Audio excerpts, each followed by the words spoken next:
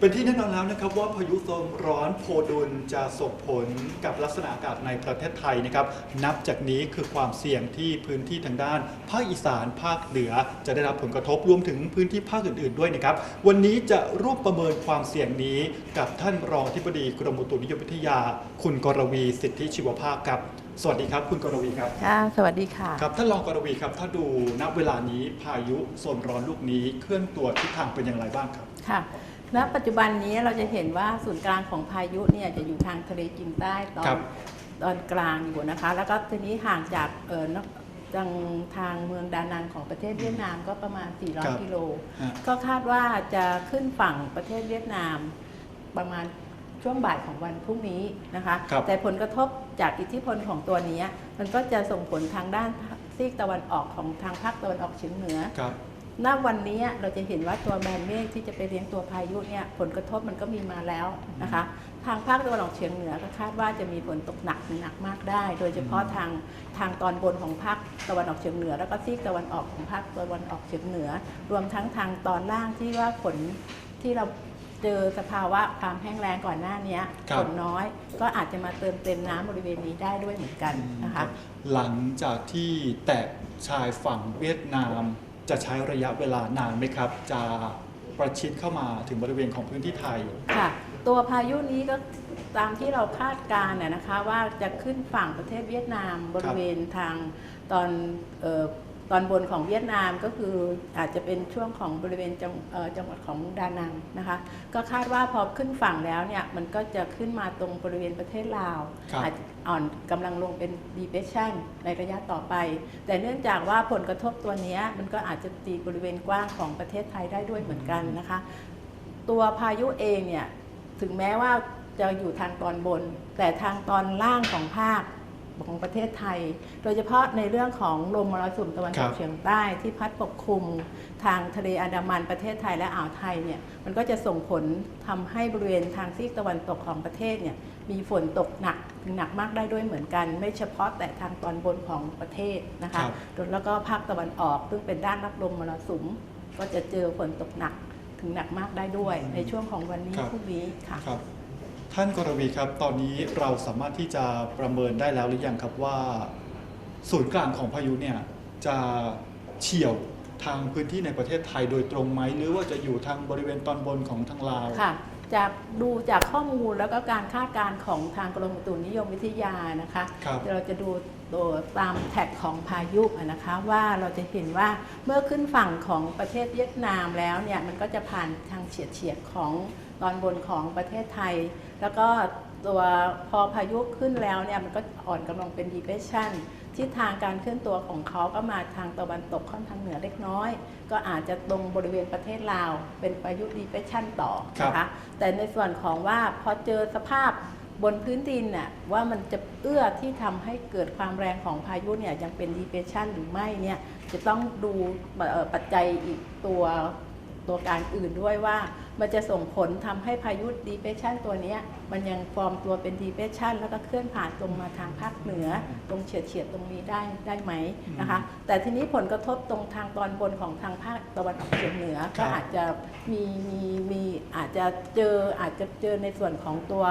การเคลื่อนตัวของพายุอาจจะเฉียดผ่านทางตอนบนของอีสานได้ด้วยนะคะครับตอนบนของอีสานก็อาจจะเป็นนครพนมบึงกาฬหนองคายแถวๆนี้สกลนครพวกนี้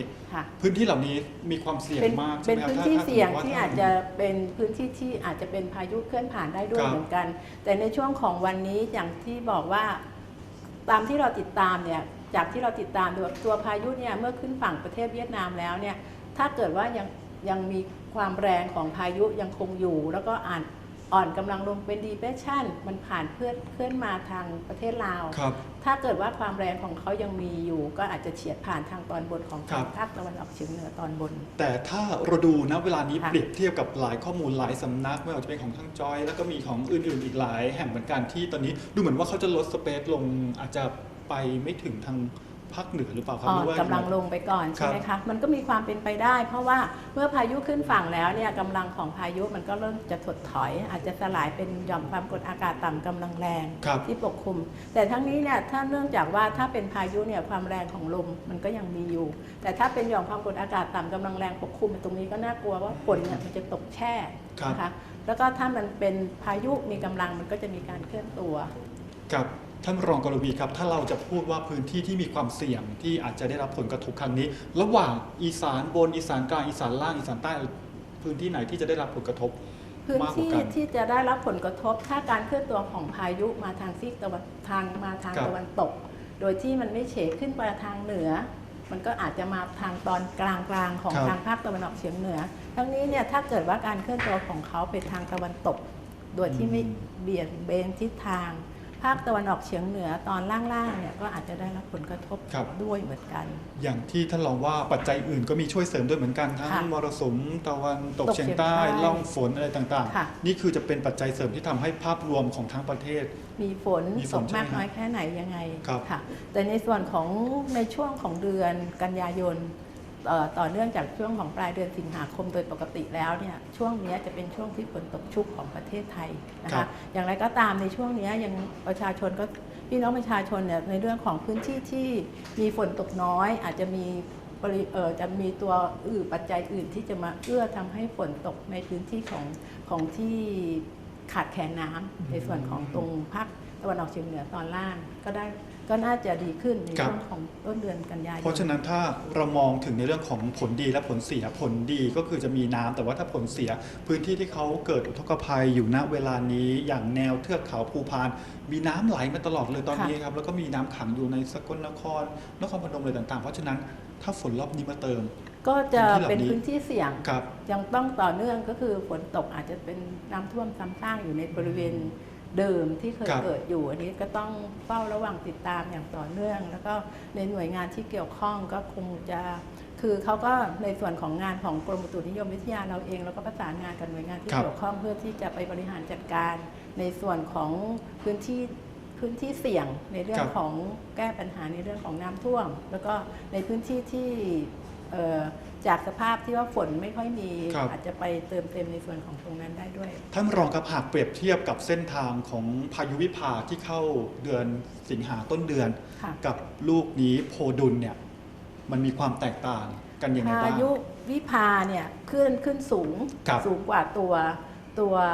โพดุลตัวนี้โพดุลเนี่ยการเคลื่อนตัวของพายุมันมาแนวต่ำกว่า อืม ต่ำกว่าวิภา เพราะฉะนั้นในส่วนของปริมาณฝนที่จะได้รับผลกระทบจากตัวพายุเนี่ย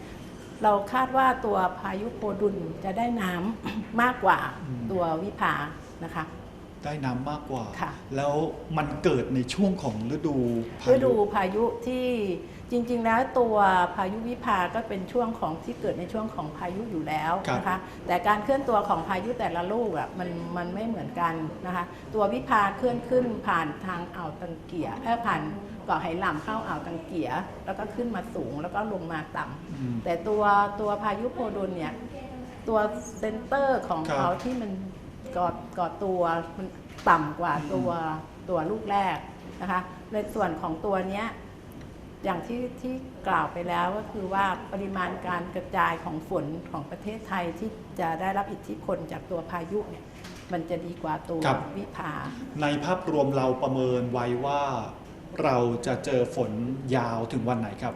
ฝนยาวถึงวันไหนด้วยอิทธิพลของตัวพายุ ครับ ก็คาดว่าจะประมาณวันที่ 1 วันที่ 2 เมื่อมันสลายไปแล้วเนี่ย ครับ ฝนบ้านเราก็ยังคงมีเนื่องจากว่าเป็นช่วงที่ฝนตกชุกอยู่แล้วในช่วงของเดือน ครับ กันยา เพราะฉะนั้นตัวปัจจัยที่ทำให้เกิดลักษณะของฝนในช่วงของฤดูกาลนอกเหนือจากตัวพายุแล้วเนี่ยมันก็จะเป็นลมมรสุมตะวันตกเฉียงใต้ที่พัดปกคลุม แล้วก็ร่องความกดอากาศต่ำ ครับ ที่พาดผ่านภาคเหนือภาคตะวันออกเฉียงเหนือ เพราะฉะนั้นในส่วนของฝนต่อเนื่องจากวันที่ 2 เราก็มันก็ต้องมีอยู่นะคะ แต่ด้วยอิทธิพลของตัวพายุเราก็คาดว่าน่าจะประมาณ 1-2 อย่างไรก็ตามในช่วงเนี้ยมันก็จะมีพายุก่อตัว แล้วก็เคลื่อนเข้ามาอยู่เรื่อยๆอะนะคะ ครับทีนี้ถ้าเราพูดกันถึงเหนือทางอีสานทางภาคใต้บ้างครับทางภาคใต้ก็เห็นว่ามีโอกาสที่จะเจอกับความรุนแรงด้วยเหมือนกันเพราะว่าในช่วงมรสุมตะวันตกเฉียงใต้มันมีกำลังแรงขึ้น ค่ะ ปริมาณฝนหรือว่า ของทางภาคใต้เนี่ยจะได้ฝนดีมากน้อยขนาดไหนและเสี่ยงยังไงบ้างครับฝนทางภาคใต้อย่างที่บอกก็คือภาคใต้ซีกตะวันตกเนื่องจากว่าอิทธิพลของมรสุมตะวันตกเฉียงใต้ที่มีกำลังแรงเนี่ยฝนโดยเฉพาะในช่วงของเดือนสิงหาคมโดยภาคใต้ฝั่งตะวันตกจะเป็นช่วงที่มีฝนตกชุกโดยปกติ แต่ด้วยอิทธิพลของมรสุมที่มันมีกำลังแรงขึ้นเพราะฉะนั้นในเรื่องของฝนตกหนักเนี่ยเราก็ต้องระมัดระวังในพื้นที่ของภาคใต้ฝั่งตะวันตกนะในช่วงนี้ที่อิทธิพลของพายุเนื่องจากว่ามันจะส่งผลให้มรสุมตะวันตกเฉียงใต้มีกำลังแรงในช่วงก่อนที่จะเข้าฤดูฝนกรมอุตุนิยมวิทยาคาดการณ์ว่าปีนี้เราจะเจอพายุ 1-2 ลูกแต่ว่าอันนี้ก็คือเป็นการคาดการณ์เพราะตอนนี้ยังไม่ถึงกลางฤดูพายุไหมครับแล้วแสดงว่าในอนาคตโอกาสนับจากนี้นี่มีโอกาสที่เราจะเจอพายุได้ตลอดมีค่ะก็คืออาจจะเข้าหรือไม่เข้าแล้วต้องเป็นปัจจัยอื่นๆที่มันเอื้อหมายถึงว่าการเดินทางของพายุมันจะเข้ามาบ้านเราหรือไม่แต่ทั้งนี้เนี่ยในตัวของในมหาสมุทรแปซิฟิกแล้วก็ในทะเลจีนใต้มันมีปัจจัยที่มันเอื้อให้ก่อให้เกิดตัวพายุอยู่ตลอดนะคะการเคลื่อนตัวของพายุบางครั้งเนี่ยมันอาจจะเคลื่อนเฉียดของประเทศไทยหรือว่าขึ้นไปทางประเทศจีนตอนใต้ถึงแม้ว่ามันจะเข้าหรือไม่เข้ามันก็จะส่งผลอิทธิพลในเรื่องของลมมรสุมที่พัดปกคลุมบ้านเราเนี่ยมีกำลังแรงครับท่านรองครับอย่างนี้ครับว่าปี 2554 เราเจอพายุประมาณ4 ลูก 5 ลูกผมจำไม่แน่ใจว่าเท่าไหร่แต่ว่าคือมากกว่าค่าเฉลี่ยครับในปี 2562 ถ้ามันจะมากกว่าค่าเฉลี่ยมันจะต้องมีปัจจัยอะไรบ้างไหมครับที่จะทำให้เกิดพายุเยอะๆ2554 อุณหภูมิผิวน้ำทะเลมันเป็นสิ่งที่เอื้อในการก่อตัวของพายุนะคะตอนนั้นรู้สึกว่าจะเป็นปีที่มันผิดปกติด้วยนะคะในส่วนของปัจจุบันปีนี้เป็นปีตอนแรกเป็นในช่วงของต้นปีมีการกล่าวถึงในเรื่องของเป็นปรากฏการณ์เอลนีโญนะคะเป็นเอลนีโญกำลังอ่อนแต่เนื่องจากว่าในตัวของปรากฏการณ์ทางธรรมชาติที่เกิดขึ้นเนี่ยบางครั้งเนี่ยคือถ้าเป็นปรากฏการณ์ที่มันรุนแรงมันก็จะส่งผลกระทบกับทั่วโลกรวมทั้งประเทศไทยแต่เนื่องจากว่าเป็นปีณปัจจุบันเนี่ยปีเอลนีโญที่เขากล่าวถึงนะว่าเป็นปีเอลนีโญกำลังอ่อนแต่ณปัจจุบันมันก็เริ่มเข้าสู่แบบปกติเพราะฉะนั้นในเรื่องของปรากฏการณ์ทางธรรมชาติเนี่ยในช่วงนี้มันก็ยังไม่มีผลกระทบกับประเทศไทยนอกจากปัจจัยอื่นในช่วงของปัจจัยอื่นในช่วงของฤดูฝนที่ทำให้บ้านเรามีฝนตกเพราะฉะนั้นก็เป็นไปได้ยากใช่ไหมครับที่อาจจะเข้าถึงไทยสัก 4-5 ลูกเป็นน้อยอะค่ะที่จะได้รับอิทธิพลจากตัวพายุที่จะเคลื่อนเข้าสู่ประเทศไทยโดยตรงนะครับแต่ถ้าเฉียวๆอะไรก็อาจจะมีบ้างนะครับก็ได้แต่ปกติแล้วพายุที่เข้ามาระหว่างเฉียวกับเข้าตรงนี่ก็คือจะได้น้ำเยอะกว่าไหมครับใช่พอเข้าตรงเนี่ยมันก็จะเหมือนกับว่าทั้งลมเรื่องถ้าเกิดเป็นพายุเคลื่อนเข้าสู่ประเทศไทยแล้วเนี่ยนอกเหนือจากเรื่องของฝนแล้วเนี่ยลมมันจะแรงแต่ถ้าเป็นพายุเคลื่อนผ่านมันจะเคลื่อนพอเคลื่อนเข้ามาแล้วมันจะเคลื่อนผ่านแต่ถ้าเกิดว่ามันสลายแล้วก็เป็นหย่อมความกดอากาศต่ำกำลังแรงปกคลุมเนี่ยกำลังแรงของลมมันไม่ค่อยมีถ้าเทียบกับพายุฝนที่จะตกมันจะเป็นฝนตกแช่แต่ถ้าเป็นพายุมันจะมีการเคลื่อนตัวครับเพราะฉะนั้นนับจากนี้พื้นที่เสี่ยงในพื้นที่ของประเทศไทยเราประเมินได้ไหมครับว่าเรื่องของสภาวะความแห้งแล้งถ้าเจอพายุรอบนี้จะคลี่คลายลงหรือว่าอาจจะภัยแล้งอาจจะหมดไปภัยแล้งอาจจะหมดไปไหมคือปีหลายๆพื้นที่ทั่วโลกนะคะเรื่องของความแปรปรวนเรื่องของการเปลี่ยนแปลงสภาพภูมิอากาศมันก็ยังคงมีอยู่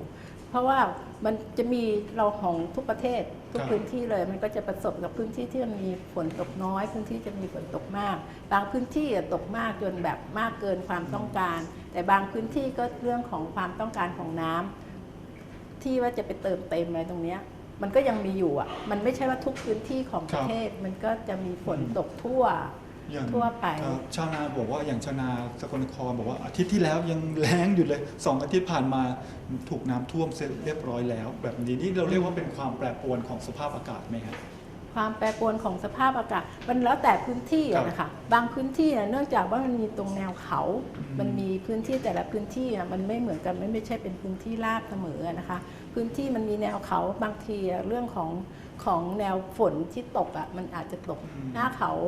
หลังเขาอะไรเงี้ยแล้วก็ตัวพื้นที่บางพื้นที่มันอยู่ในแอ่งอะไรเงี้ยมันก็อาจจะไม่ใช่ว่า ทุกพื้นที่จะได้รับอิทธิพลเหมือนกันหมด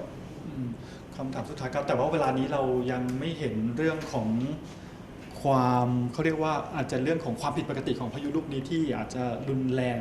ในระดับรุนแรงมากอะไรยังมองไม่เห็นใช่ไหมครับ ยังค่ะคือพายุความรุนแรงของพายุณปัจจุบันเป็นพายุโซนร้อนเมื่อขึ้นฝั่งแล้วมันก็จะอ่อนกำลังลงโดยธรรมชาติอยู่แล้วนะคะ จากพายุโซนร้อนเป็นพายุดีเพรสชันแล้วก็สลายตัวเป็นหย่อมความกดอากาศต่ำกำลังแรง เพราะฉะนั้นในเรื่องของความแรงเมื่อขึ้นฝั่งแล้วมันจะแรงกว่านี้มันคงเป็นไปไม่ได้อยู่แล้ว เพราะฉะนั้นลูกนี้ก็ไม่ประมาทก็คือต้อง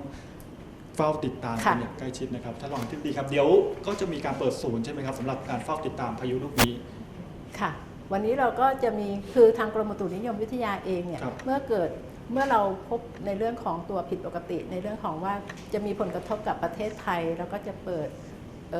ศูนย์บัญชาการในเรื่องของการติดตามสภาพอากาศเพื่อที่จะให้ข้อมูลกับพี่น้องประชาชนอย่างใกล้ชิดนะคะครับท่านรองมีอะไรจะฝากถึงประชาชนในพื้นที่เสี่ยงบ้างสำหรับณเวลานี้เองก่อนที่พายุจะเข้าถึงประเทศไทยค่ะเนื่องจากว่าณปัจจุบันนี้หลายๆพื้นที่ของทางภาคตะวันออกเฉียงเหนือ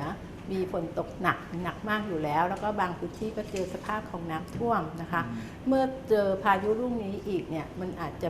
เหมือนกับว่าไปซ้ำรอยพื้นที่เดิมก็อย่างไรก็ตามเนี่ยก็ขอให้พี่น้องประชาชนก็ติดตามฟังข่าวจากกรมอุตุนิยมวิทยาในเรื่องของการเผชิญภัยเนี่ยหน่วยงานที่เกี่ยวข้องอย่างกรมป้องกันภัยเนี่ยเขาก็มีการดำเนินการบริหารจัดการเพื่อที่จะช่วยเหลือกับพี่น้องประชาชนอยู่ด้วยแล้วอะค่ะครับเอาละครับวันนี้ต้องขอบพระคุณท่านรองอธิบดีมากนะครับท่านกรวีสิทธิชีวภาพครับและทั้งหมดเป็นความชัดเจนนะครับคุณผู้ชมต้องติดตามกันอย่างใกล้ชิดสำหรับการเคลื่อนตัวของพายุลูกนี้นะครับที่เกิดขึ้นในฤดูของพายุปี